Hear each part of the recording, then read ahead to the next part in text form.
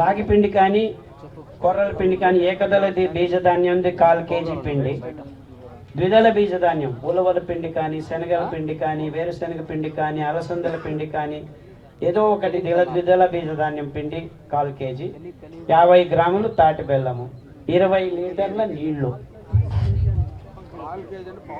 పావు KG 250 grams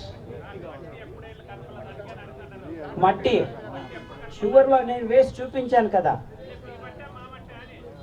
ఏమంటైనా అడవి నుంచి ఇప్పుడు మీకు అడవి వెళ్ళేదానికి వీల్లేదు, దీని నుంచి 50 మిల్లీలీటర్లు చివరిలో వేస్తే చాలు. అంతే. ఈ చైతన్యాన్ని మీకు ఫ్రీ తీసుకుంటారు. 2 కుండలు పెట్టుకుంటే చాలు. ఇక్కడి నుంచి అక్కడికి వేయండి, ఇక్కడి నుంచి అక్కడికి వేయండి. 21 రోజులకు ఒకసారి మార్చుకుంటూ ఉండండి. లేదు నాకు 5 కుండలు కావాలంటే 5 కుండలు పెట్టుకోండి, డేట్లు రాసుకోండి. దాని మీద ఒక చిన్న కట్టెతో ఇలా రోజుకు ఒకసారి తిప్పితే 5 రోజుల్లో ఇది రెడీ. మళ్ళీ మీరు 1 లీటర్ తీసుకొని 20 లీటర్ల నీళ్ళలో వేసి పిచికారీ చేయండి. భూమి అంటే వారానికి 2 సార్లు ఒక 4 వారాలు చేస్తే 4 నుంచి 5 రోజుల్లో రెడీ అవుతుంది. 21 రోజులు మీరు వాడుతూ ఉండొచ్చు. రోజుకు 21 రోజు మళ్ళీ దీని నుంచి ఒక 1/2 లీటర్ తీసుకొని ఇంకొక కుండ తయారు చేయండి.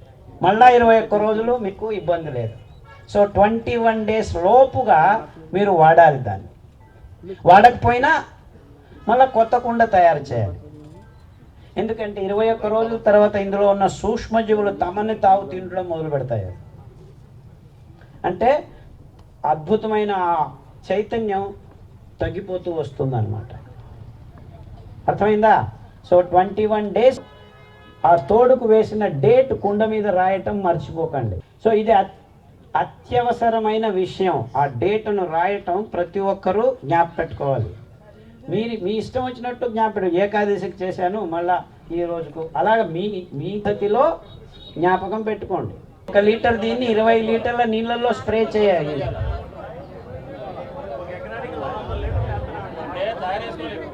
ఇరవై లీటర్లని 200 లీటర్లు చేసుకోండి. ఏమంట ఎప్పుడైనా వేయచ్చు.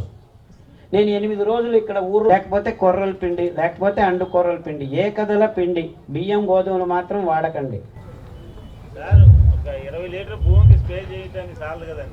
మీకు 1 లీటర్ని 20 లీటర్ల నీళ్లకు మళ్ళా తేలిక చేసుకోవాలి. 1 లీటర్ 1 ఎకరానికి.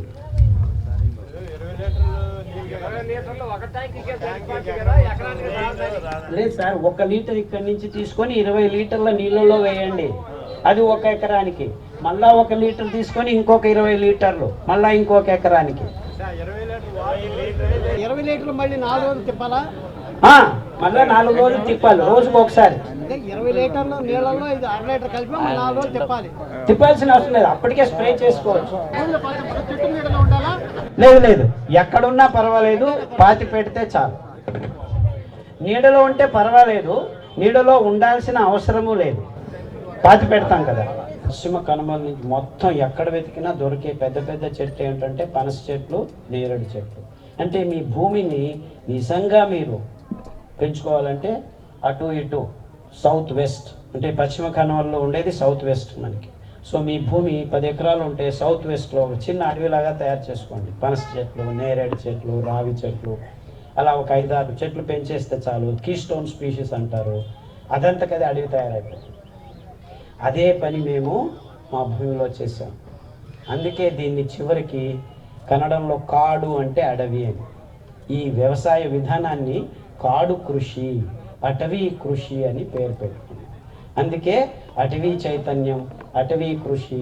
అందులో పండించే ధాన్యాలే సిరిధాన్యాలు, ద్విదళ బీజధాన్యాలు, అలసందలు, ఉలవలు, వేరుశనగలు అన్నీ కలిపి దగ్గర మేము 32 పదార్థాలని వర్షాకాలం మే ఎండ్లో వర్షం వస్తుంది మా వైపు, ఇక్కడ కొద్దిగా లేటుగా వస్తుంది. మే ఎండ్ నుంచి ఆగస్టు లోపల మొత్తం సిరిధాన్యాల్లో 5 సిరిధాన్యాలు, తర్వాత సజ్జలు, రాగులు, మొక్కజొన్నలు, ఉలవలు, అలసందలు, పెసలు, నేరేడు చెట్లు ఉన్నాయి, సీతాఫలం ఉంది, మామిడి చెట్టు ఉంది, జామ చెట్టు ఉంది, అదే రేగి పండ్లు తెలుసు కదా, రేగి పండ్లు, రేగి ఆకులు అతి అద్భుతమైన కషాయాలు.